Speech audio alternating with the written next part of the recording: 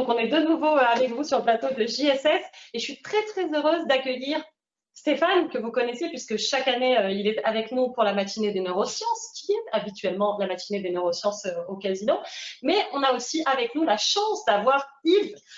Merci beaucoup, Yves, d'être avec nous. C'est un plaisir de te recevoir. Ensemble, on va évoquer les clés pour déjouer la résistance au changement. Et ça, c'est un sacré programme. Heureusement, tu connais très bien tout ça, Stéphane. Vous avez travaillé tous les deux sur ces sujets-là, et notamment les sujets du conflit. Comment on dépasse un conflit, comment on essaie de dénouer tout ça. C'est ça votre thème à tous les deux, messieurs.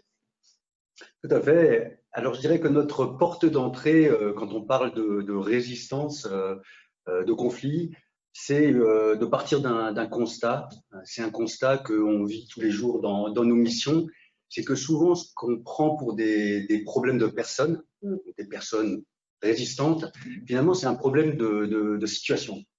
Et donc, on essaye, en utilisant différents outils, de se poser la question, qu'est-ce qui a mis cette personne dans cette situation? Tout à l'heure, ma collègue Elena Hachu vous a parlé du café modèle. Du modèle café. Ouais, exactement. Et c'est un des outils qu'on utilise beaucoup pour essayer de scanner des situations. Et finalement, quand on l'utilise, donc certitude, autonomie, fairness, fair play, empathie, on va voir que probablement si une personne est dans une situation de résistance ou supposée de résistance, c'est qu'il y a un des leviers qui n'a pas été actionné correctement. On l'a probablement mis dans cette situation. Et tout ça, on va le développer plus largement, mais avant, quand même, on a manqué à tous nos devoirs de présenter plus en détail Yves. Yves, tu es directeur Business Operations chez Edwards Life Science. Tu viens nous raconter comment, avec ton équipe, justement, tu as réussi à surmonter ces difficultés et construire une solution malgré la crainte du changement qui a été difficile à surmonter, je crois. Oui, mais je pense qu'on y est très bien arrivé. Oui, bonjour à tous. C'est assez curieux, mais c'est vrai qu'en fait, on n'est pas très loin les uns des autres, mais pour respecter les mesures, on parle aux caméras. Mais c'est vrai que c'est un peu troublant pour les intervenants. Merci de jouer le jeu. Oui, c'est vrai qu'en parlant à caméra, oui, c'est un peu troublant. On va y arriver. Oui, oui. Donc, je pense qu'en effet, comme chez Edwards Life Science, on est habitué au changement. On a l'organisation qui est en grande croissance. Donc, automatiquement, bien, on doit répondre à la demande de croissance et sans cesse s'adapter. Donc, c'est quelque chose c'est une problématique à laquelle on est habitué. Et je suis assez d'accord avec Stéphane.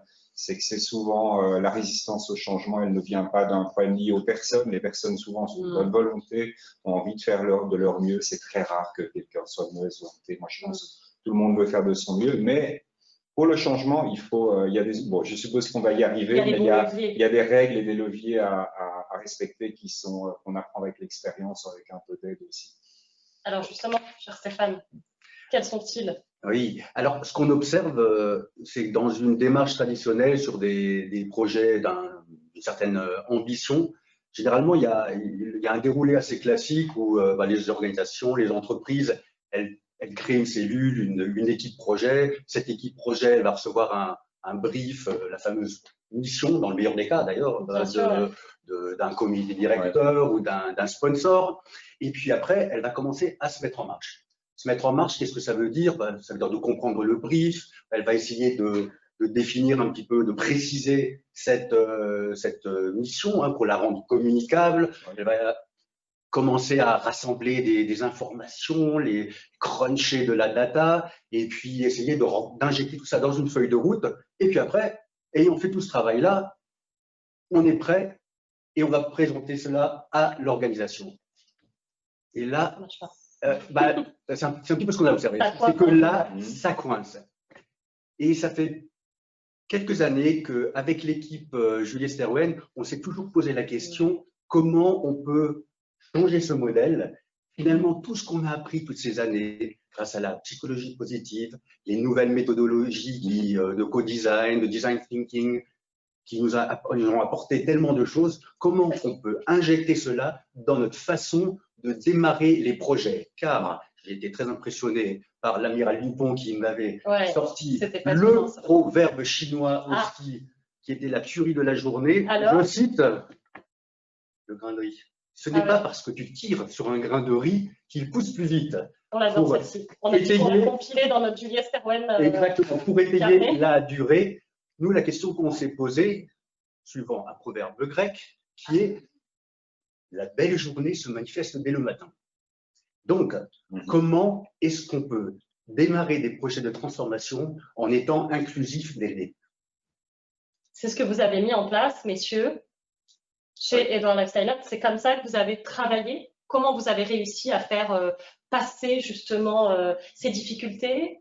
Comment ça s'est passé? Mais je pense que ce qui était, on a commencé déjà par une étude, une survey. Donc, bon, on veut amener du changement dans toute notre force de vente. Et clairement, on a commencé par leur poser des questions. Donc, simplement pour comprendre où on en était au départ. Et puis, et ça, c'était, je dirais, le tout début. Et ça allait des interviews à une survey électronique également avec Monkey Survey. Et puis, après ça, la façon dont on a travaillé, c'est ça que j'aimais bien comme approche également, c'est qu'on a inclus certaines personnes dans l'analyse des résultats. Et ça, on l'a entendu tout au long de cette journée, à quel point c'est primordial, effectivement, d'associer l'entourage, d'associer les collaborateurs. Et ça compte, Stéphane. On l'a compris. Complètement. Ce qu'évoque Yves, la première partie de ce fusée à 3 étages, hein, c'est un petit peu comme ça qu'on démarre ces projets. La métaphore aujourd'hui. Oui, il y a déjà la fusée de la motivation tout à l'heure. On adore les métaphores. C'est très bien. Parce que finalement, dans les entreprises, comme on l'apprend à travers l'Appreciated Inquiry, c'est les conversations qu'on mène qui sont importantes. Et on va centrer les conversations là où on a envie de faire évoluer l'organisation. Donc les métaphores, finalement, c'est une belle façon d'amener nos conversations. Tout à fait. La fusée à 3 étages, c'est le dispositif qu'évoque Yves. C'est d'abord des interviews, après un mécanisme d'exploitation en collectif, où on va faire travailler l'intelligence collective dans l'exploitation de toutes ces données qu'on a rassemblées, et puis après, quelque chose qui s'appelle un reality check, mais j'y reviendrai. Ce qui est très intéressant, c'est que Yves cite naturellement l'interview. Alors, il y a 2 types sur cette mission. On a utilisé une double approche. Je voudrais me centrer sur l'interview que nous on appelle le ice-breaking interview. Puisque ça rejoint ce que vous avez vu en parlant de l'Appreciated Inquiry, où on disait la question qui change tout. Parce que qu'est-ce qu'on va faire? On va aller s'ouvrir, on va aller écouter l'organisation, et ça a été fait de façon très très large dans l'organisation au Yves, et on ne vient pas avec des solutions clés en main. Mais on commence par créer de la proximité. Nous, on les appelle souvent nose to nose, parce que c'est là qu'il se passe les choses, et on va aller en écoute totale. On va se connecter avec l'organisation, on va récolter de la data, récolter des données, parce que c'est important, mais en même temps, en faisant cette démarche, on se sera complètement connecté avec l'ensemble des personnes qu'on doit embarquer sur notre projet. Donc, notre premier mouvement, ça va être, à travers ces ice-breaking interviews, d'aller créer de la proximité avec les personnes qui doivent être impliquées dans notre projet. Et nous, tout au long de cette journée, on a créé aussi la proximité. C'est pour ça que je vous rappelle, n'hésitez pas à interagir avec Yves, avec Stéphane. Envoyez-nous vos questions et on y répond tout au long de ces 45 minutes d'intervention. N'hésitez surtout pas. Cher Yves, vous souhaitiez réagir à ce que vient de dire Stéphane? Je pense que ça a évidemment beaucoup aidé. Les gens ont pu parler en confiance. Et bon, ça, c'était très important pour moi, pour notre organisation aussi. Quand on a commencé ce projet, il y a de la confiance avec l'équipe avec laquelle on travaille. Donc, le message, c'était d'abord, les réponses seront anonymes et Stéphane et l'équipe ont totalement respecté ça. La liberté de parole. Mais c'est vraiment une condition nécessaire pour que les gens s'expriment, je pense. Donc, c'est important dans certains projets de faire appel justement à des gens extérieurs parce que ça peut permettre de garantir cette anonymité. Cet anonymat. Anonymat, ça va bien. Ça va bien que. Tout va bien. L'habitude de l'anglais aussi. Et puis, Ben, je pense que c'était le point important, mettre les gens en confiance. Et là, je pense que vous l'avez très bien fait. C'est vrai que toute la technique d'interview qu'on a revue au départ m'avait séduit, quoi. Donc ça, c'était important aussi. La façon d'amener, de mettre les gens en confiance, les amener à se confier vraiment, c'est ce qui permet d'avoir la vraie image finalement de la société dès le départ. Je t'en prie, Stéphane. Oui, finalement, dans les projets, les gens ils vont dans la direction des sujets qu'on explore. Et à travers cette interview, on va explorer, là de nouveau, c'est un petit peu le lien avec ce que Philippe vous a expliqué sur la méthodologie de l'appreciative, on va aussi aller se centrer sur ce qui fonctionne bien dans l'entreprise. Hein, c'est les fameux bright spots, parce que c'est ce qui va nous aider aussi à mobiliser les gens autour de ce projet. Positives. Tout à fait. Aussi, on va se focaliser sur ce qu'on a envie de construire, puisque le as-is, hein, c'est intéressant, mais c'est le passé. Donc, pourquoi dépenser de l'énergie sur ce qui existe déjà? Nous, on va aller se focaliser sur ce qu'on a envie de construire. À travers, finalement, tous ces icebreaking interviews, on a récolté énormément d'informations. C'est la fameuse data dont on a besoin pour construire les projets. Et par la suite, on les a utilisées d'une façon, je dirais, assez innovante, qui est comment on exploite de la data, des informations, mais de manière à construire avec un collectif. Et c'est la fameuse data gallery que Yves a co-animée avec l'ensemble de l'équipe projet. Alors justement, en quoi elle consiste cette data gallery, cher Yves? Alors ça c'est ce que Philippe et Stéphane m'avaient vendu. Oui, il faut absolument que vous ayez la data gallery. Vous allez voir, c'est fantastique. Parce que ça permet d'éviter d'avoir juste un rapport sur l'étude et puis que certaines personnes lisent à moitié, etc. Ça permet vraiment aux personnes d'approprier les données et puis d'en tirer soi-même ses conclusions, de se remettre ensemble et d'en parler. Donc, comment ça s'est passé? Moi, j'ai appelé mes collègues, j'ai invité mes collègues à y participer, y compris mon boss, donc ce qui permet aussi de l'avoir dès le départ dans le projet. Je pense qu'il était sponsor, mais c'est important. Et puis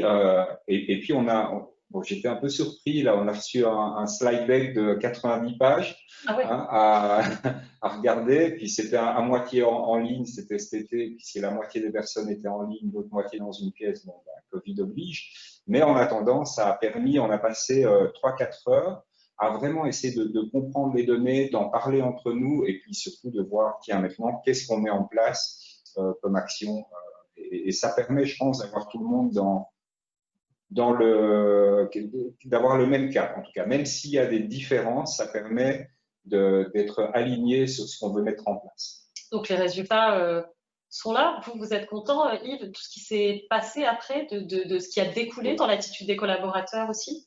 Alors oui, bon, après, maintenant, c'est vraiment un plan à long terme. D'accord. Mais maintenant, on est dans l'étape où on commence à vraiment mettre en place des actions détaillées. Et on doit parler encore de la troisième étape du projet qui était le reality check. Parce qu'avec cette data galerie, on a pu vraiment mettre en place le plan à un niveau assez élevé et communiquer, remercier les gens qui avaient participé. Mais au moins, ça leur a permis de commencer à voir le cap, voir où on veut aller.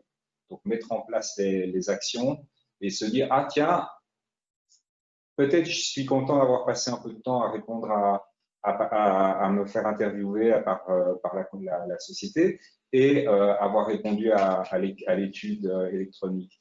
Parce que ça permet de… Maintenant, je vois pourquoi je l'ai fait. Je vois que ça peut commencer à avoir des aspects positifs pour mon job à moi dans le long terme. Donc, et tous ces changements, parfois, ils sont difficiles à mettre en place. On parlera tout à l'heure, pour la fin de notre plateau, c'est Florine qui viendra nous présenter justement le parcours d'un utilisateur digital et à quel point ces transitions aussi, elles sont parfois difficiles. Et elle nous fera un petit learning clip de 8 minutes pour vous donner les meilleures clés. Mais tout de suite, Stéphane, donc on a vu ce principe du data gallery qui est ultra efficace, mais il va commencer à nous parler d'une troisième étape. Quelle est-elle? La troisième étape, en fait, c'est la validation du data gallery. Je reviens juste un instant sur le data gallery parce que finalement, comment ça fonctionne? C'est comme l'a dit Yves, c'est le contraire du rapport d'expert. Parce que le rapport d'expert, finalement, on voit que ça ne fonctionne pas très bien. Ce rapport, on le lit. Parfois, on est un peu frustré parce que c'est super intelligent. Et puis après, c'est le so what. Parce que la conclusion, c'est just do it. Et les gens se trouvent un peu désemparés. La data gallery, finalement, c'est un système où on renverse la façon dont on arrive normalement à des conclusions. Je ne sais pas si vous avez entendu parler de l'échelle d'inférence. Non, toi, Pauline, Stéphane. Alors, c'est des travaux qui sont vraiment passionnants d'un chercheur qui s'appelle Ali Ellis de Harvard. Et lui, finalement, il décortique comment, avec les mêmes données, les mêmes informations, les gens arrivent à des conclusions complètement différentes. Puisque, finalement, on a le même type d'information. On va sélectionner, souvent de façon inconsciente, certains éléments. On va les interpréter à travers nos propres codes et nos biais, les biais dont on parlait aussi. Emmanuel tout à l'heure, exactement. Et je vais arriver à mes propres conclusions. À travers la data gallery, qu'est-ce qui se passe? On affiche les tonnes de données, c'est des données brutes qu'on a quand même sélectionnées, on les affiche au mur. Non, mais en grand, mais ça prenait quand même 1 heure ou 2 à lire. On laisse les gens en individuel, ensemble, mais chacun pour soi, s'approprier la donnée et créer des connexions. Donc là, finalement, vous allez voir que vous actionnez vos neurones de façon complètement différente par rapport à la lecture d'un rapport. Une fois qu'on s'est approprié cette donnée, et ce qui est intéressant, c'est qu'on demande aux gens de faire jouer leur intuition, se comporter un peu comme ces images de détective. Par la suite, on les fait partager leurs impressions, ce qui les a marqués en binôme et avoir une conversation. Et finalement, ensemble, le groupe, il va dégager des thématiques communes à traiter. Donc finalement, à travers la data gallery, on va définir ensemble, à travers l'exploitation de toutes les données, nos thématiques et comment on veut les traiter. Ça, c'est la fameuse deuxième étape. La troisième étape, c'est le reality check. On va convier l'ensemble des personnes interviewées. Et là, c'est de nouveau important parce qu'on fait preuve de transparence. On fait preuve aussi d'inclusion, puisqu'on leur donne la vue d'ensemble. Ça va impliquer les collaborateurs dans le… Exactement. On les fait revivre en accéléré cette appropriation de l'ensemble des éléments et on leur montre les conclusions de l'équipe projet de la data gallery. Et on leur dit, on a analysé la même data que vous, voilà une conclusion, qu'en pensez-vous? Et ça a bien fonctionné chez vous, Henri? Oui, j'avais quelques appréhensions aussi parce qu'on avait dit qu'on préservait l'anonymat, donc on l'a fait sur base volontaire. D'accord. On a repris les 24 personnes qui avaient été interviewées, on leur a demandé qui veut participer alors à ce reality check, puisque là c'est une conversation. On a eu bien 3 sûr, workshops. Il faut s'impliquer, il faut s'engager. Voilà, donc, mais il y a eu 12 personnes, je pense, donc la moitié qui ont participé. Et ça a vraiment permis d'approfondir certains points alors et d'en dégager des actions très concrètes. Alors, il y a un plan d'action très concret. Donc là, maintenant, on a de la matière pour travailler et commencer vraiment l'exécution détaillée du projet. Donc, pour vous, les résultats, déjà… les bénéfices. Vous voyez déjà les bénéfices. On a une autre étape. C'est la beauté je dirais, de la méthode, parce qu'une fois qu'on sort de cette troisième étape, finalement, on a un collectif qui est déjà en mouvement. Ils ont vraiment exploré l'ensemble des hypothèses. Il y a eu débat. Il y a eu débat contradictoire, et puis on a parlé aussi beaucoup dans les autres interventions de cette notion de besoin de créer de la confiance. Exactement, c'est ce que j'allais te… C'est tout à fait ça. Là, on y est, quoi. On y est tout à fait parce qu'il y a transparence, il y a discussion, mais discussion sur des données. On est parfaitement conscient qu'on a le droit d'avoir une interprétation complètement différente de celle du voisin, mais à travers ce mécanisme de faire d'abord travailler des binômes et puis après de partager avec le groupe, on arrive à faire des itérations et finalement de définir des hypothèses. Après, je dirais même qu'une personne, pendant le reality check, elle peut avoir des réserves. Mais on est dans une démarche, je dirais même de test and learn.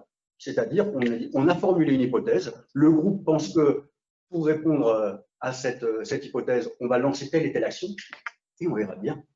De nos jours, quand on disait tout à l'heure que le leader, il a sa part de vulnérabilité et il n'a pas la science infuse. Bien sûr. On essaye au mieux d'enrichir à travers notre collectif notre plan d'action, mais on formule des hypothèses. Et là, c'est vraiment des logiques sorties du design thinking. On va formuler des hypothèses, on va lancer des actions pour vérifier ces hypothèses. Parfois, ça fonctionnera, parfois, ça ne fonctionnera pas. Et ça a été le cas chez vous, chez Edward Life Science. Ça Oui. a très bien, ouais. Maintenant, il y a une grande attente aussi. Hein. J'imagine, ça doit voilà. créer effectivement… Là, pas plus tard que la semaine dernière, j'ai eu une des personnes qui était active dans ce projet, une des personnes qui dirige un pays là où on est, qui où on en est, ouais. est-ce qu'on peut avancer sur ça et ça. Donc voilà, oui, oui, ça arrive. C'est bien, ça crée de l'engagement, c'est ça. Ça crée de l'engagement. Ouais. C'est ce qu'on disait. C'est vrai qu'on peut avoir je sais pas, chez nous, ce qui était assez étonnant pendant la Data Gallery, c'est qu'on a eu finalement, mes collègues étaient assez alignés entre eux. Hein. Donc on est tous plus ou moins arrivés aux mêmes conclusions. Il n'y avait pas de conclusions fondamentalement différentes sur où sont les problèmes et puis, oui, on a un peu parlé des solutions, mais en gros, on avait un peu la même notion des difficultés, en tout cas. Exactement, ouais. Et je me demande si c'est comme ça tout le temps. Alors, Philippe, j'ai passé trop de temps avec Philippe Castelnec aujourd'hui. C'est vrai, tu m'as beaucoup joué aujourd'hui, Pauline. Et qu'est-ce qui se passe dans ces cas-là? Parce que ça, je n'en ai pas eu l'expérience. Alors, c'est pas toujours le cas. Hein. C'est ça qui est assez intéressant. C'est une sorte de système de double entonnoir, puisque les interviews, généralement, on le fait sur une population un petit peu plus large, parce qu'on ne recherche pas la représentativité. Oui. Mais la diversité. Hein. Donc, en revanche, généralement, dans des entreprises de certaine taille, on dira quand même relativement large. Après, les interviews, on injecte cette data, les data des interviews et d'autres sources dans la fameuse data gallery. Généralement, on est entre 6 et 8 personnes. Ce qui est intéressant, c'est que 6 ou 8 personnes, après un moment, il y a des itérations, mais elles arrivent souvent à se mettre d'accord sur des hypothèses et des choses qu'elles ont envie d'explorer. Là où très souvent il y a un retour très intéressant, c'est pendant la fameuse période de reality check. On va faire vérifier par l'organisation. Et finalement, c'est la beauté de la démarche, parce que des gens qui étaient des intervieweurs, à la troisième étape, ils deviennent des testeurs. Et là, on est vraiment dans la discussion et c'est vraiment essentiel parce qu'il y a des projets où il y avait peut-être moins de vision commune vers où on allait et tu peux effectivement, lors du reality check, avoir des discussions très ouvertes qui t'amènent à réviser ton projet. Mais mon ami Josh, vous avez abondamment interviewé ce matin, vous dirait que dans les projets d'innovation, il y a toujours une part d'innovation dans un projet de transformation, c'est test early, fail early. Donc, le faire rapidement, c'est hyper intéressant. Parce que les gens, ils vont vous dire, ton hypothèse, on n'y croit pas. Alors, ça ne vous empêche pas de quand même la pousser, mais vous allez être plus attentif à dire comment je vais vérifier si c'est une hypothèse qui est viable ou pas. Il y a toujours le même acteur dans ces projets de changement, c'est évidemment notre cerveau, qui n'est pas toujours très enclin au changement, vieil animal récalcitrant, disions-nous tout à l'heure. Oui. Comment ça se passe dans ces cas-là, Stéphane? Qu'est-ce que tu proposes à travers toute cette méthodologie?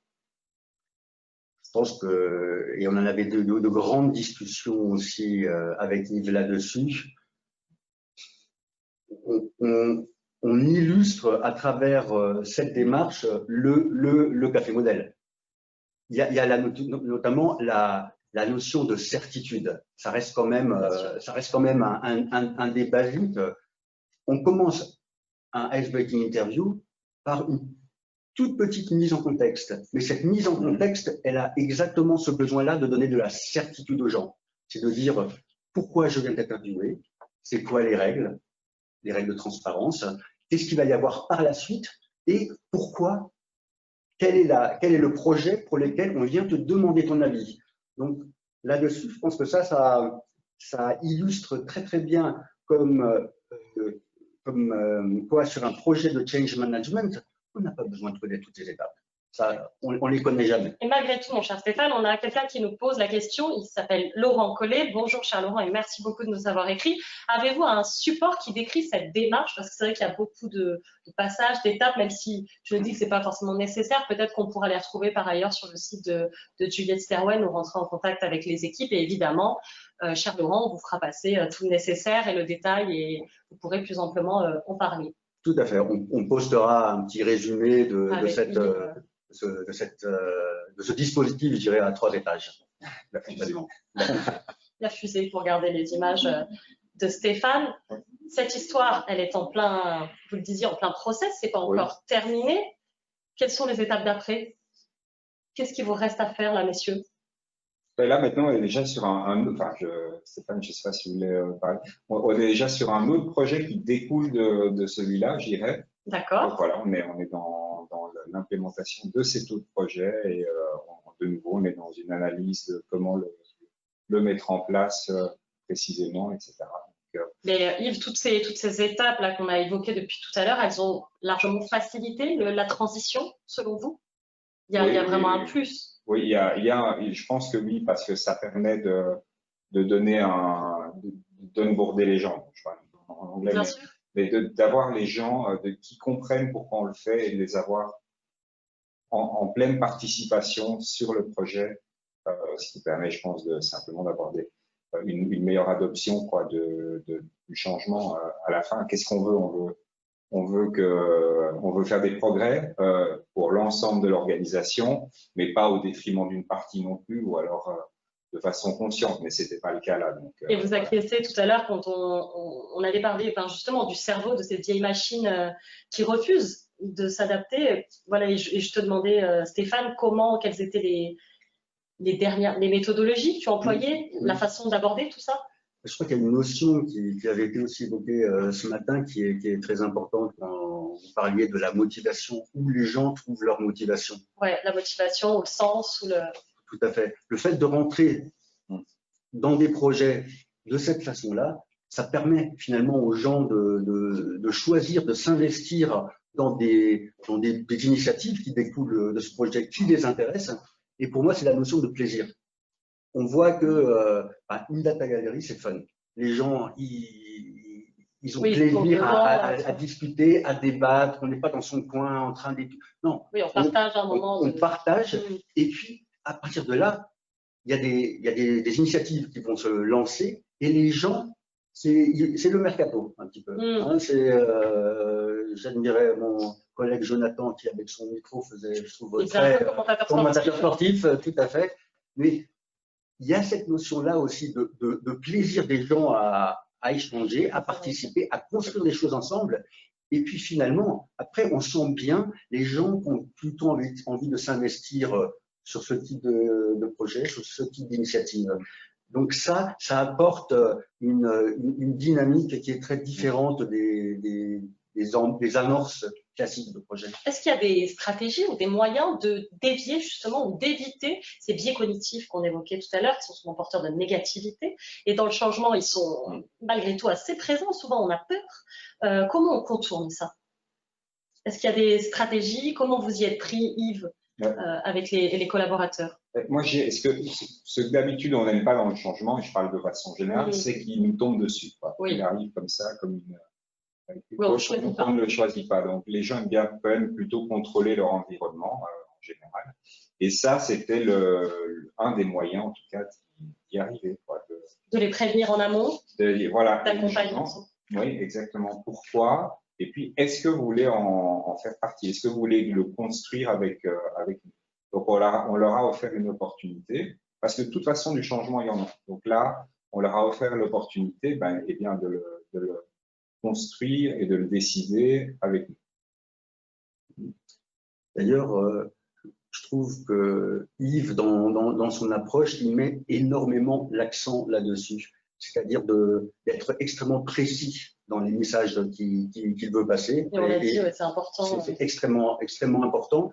Et puis de laisser ce choix aux gens, hein, c'est la fameuse l'autonomie. Je peux choisir de participer, mais c'est pas une obligation. On a envie de construire des choses ensemble. Et puis, une fois que vous respectez finalement cette propension naturelle des gens, s'ils sont mis dans des bonnes conditions, à avoir envie de contribuer, de participer, ouais. Ça fonctionne très bien. Et quand ça ne fonctionne pas, parce qu'on a eu le cas très récemment avec Yves, on se pose les questions et on revient en arrière. C'est de nouveau cette histoire d'itération. Parce que le rapport avec des organisations, des êtres humains, ce n'est pas une science exacte. Donc parfois, on va voir qu'il y a finalement des gens qui, malgré tout cela, ont encore des doutes, que souvent ils n'arrivent pas à exprimer. Et là, c'est vraiment intéressant parce que on a eu le cas sur une des initiatives qui ont été lancées où des personnes finalement ne l'exprimaient pas ou ne pouvaient peut-être pas l'exprimer parce que finalement, quand on dit la résistance, oui, c'est assez générique. C'est générique. Qu'est-ce que ça veut dire dans le détail de chaque individu, Tout à fait. de leur blocage personnel Tout à fait. Et donc ça, comment on va le chercher? Il faut être un psychologue aussi, pas juste… En l'occurrence, et je laisserai Yves en parler un petit peu plus, ça a été de repartir par des bonnes conversations. C'est-à-dire de revenir vers les gens, de les faire s'exprimer et de comprendre derrière ce qui pouvait sembler potentiellement comme un blocage, d'arriver à comprendre quelle était la problématique qui se cachait derrière. Oui, je dirais, on a essayé sur une initiative en particulier d'aller trop vite, sans doute. Ah, d'accord. C'est-à-dire, on veut faire ça, on prend ce groupe-là, on leur demande pas leur avis, on commence à travailler. Et ça, je pense que c'est l'erreur. Avant le reality check? Là, c'était sur une plus petite initiative, vraiment. Okay. Mais c'est l'erreur classique. Au lieu de se mettre ensemble et de travailler avec ceux qui veulent finalement construire le changement. Parce que quand on laisse le choix aux gens, c'est mon avis, hein, ça permet de travailler avec ceux qui ont envie de changer les choses. Sinon, quand on prend tout le monde et qu'on ne laisse pas le choix, on va avoir les résistants au changement, et il y en a toujours, hein, quoi qu'il arrive, et d'habitude, ils freinent le groupe. Yves, une question pour vous, toujours de Laurent Collet qui semble bien s'intéresser. Cher Laurent, merci pour vos questions, c'est stimulant pour nous aussi. Est-ce qu'après ce reality check, vous pouvez avoir des résistances encore fortes et même des oppositions? Est-ce que c'est arrivé dans votre cas? Dans mon cas, j'en ai pas, non, j'en ai pas vu là. Non, vraiment, ça a permis d'avoir un consensus. Ça a lissé, ça a vraiment, voilà, vous avez réussi à avoir un consensus. Stéphane, ça arrive ça?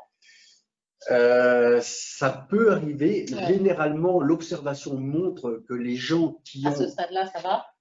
Non, les gens qui ont des vraies problématiques par rapport à un sujet, elles peuvent s'excuser de la cérémonie du reality check. Ah. Et d'ailleurs, c'est un indicateur. D'accord. Il peut y avoir des gens, et ça arrive, les thématiques de transformation dans les entreprises, c'est complexe. Bien sûr. Il peut arriver que vous ayez interviewé une personne, qu'il y ait eu un réel échange, et puis que finalement, cette personne-là, au moment venu, elle ne participe pas au reality check. Généralement, ça peut être un indicateur, ça peut être tout simplement un problème de disponibilité, mais je dirais que des gens qui, pour des raisons qui leur appartiennent, ont vraiment un blocage fort, elles auront tendance à ne pas participer à la confrontation, en fait, à l'étape de débat. À la confrontation d'idées, hein, oui, la confrontation d'idées et de débat. Alors, à partir de là… Qu'est-ce qu'on fait dans ces cas-là? Je dirais qu'il y a deux stratégies qu'on discute. Il y a une stratégie qu'on a déjà évoquée avec Yves, c'est sur certaines personnes, on va aller creuser, on va aller avoir des conversations, on va les comprendre, parce que il y a forcément des leviers qu'on peut actionner. Et puis après, la deuxième stratégie qui est une stratégie de réalisme, c'est que finalement, vous avez créé une dynamique collective, ça se met en mouvement, et voilà. Il y a un collectif qui se met en mouvement, et puis il y a il y a forcément il peut y avoir des acteurs qui ne suivront pas, mais le collectif est là, le collectif bouge. Et puis, c'est comme dans une famille, hein, vous partez en week-end, tout le monde est content, et puis il y a votre ado qui souvent, après les premiers kilomètres, on se centre, comme disait Emmanuel, sur le fameux billet le vendredi, ma semaine était fantastique, et le petit. Finalement, les gens, après, ils voient une dynamique, et il y en a beaucoup qui rejoignent cette dynamique, tout simplement parce que ils sont attractifs de voir cette dynamique se développer dans une entreprise. Yves, vous vouliez ajouter quelque chose sur votre expérience globalement auprès de Stéphane dans tout cet accompagnement du changement? Je pense que de règle générale, le projet s'est bien passé, c'est pour ça que j'ai envie d'en parler. Et merci beaucoup. Ouais. Oui. Aussi, je dirais, ce qui est vraiment important, c'est de comprendre, quand on prend des gens dans un projet pour du changement, de comprendre ce qui motive la personne à aider le projet. Voilà, parce que chaque personne peut y voir quelque chose de différent ou être motivée par autre chose. Quel est le problème que j'essaye de résoudre? Et puis, quel est mon objectif? À quoi le succès ressemble pour dire ce changement est un succès? Et donc, je crois qu'il faut toujours voir le but, le problème qu'on essaie de résoudre et l'objectif qu'on essaie d'atteindre. Jean-Stéphane? C'était une très belle conclusion. Une très belle conclusion et qui reflète vraiment la façon dont on pense mener des projets de façon fluide. C'est cette centration sur cette destination qui est attractive. Donc, on a envie d'y aller ensemble. Merci beaucoup à tous les deux. En tout cas, c'était passionnant de vous entendre.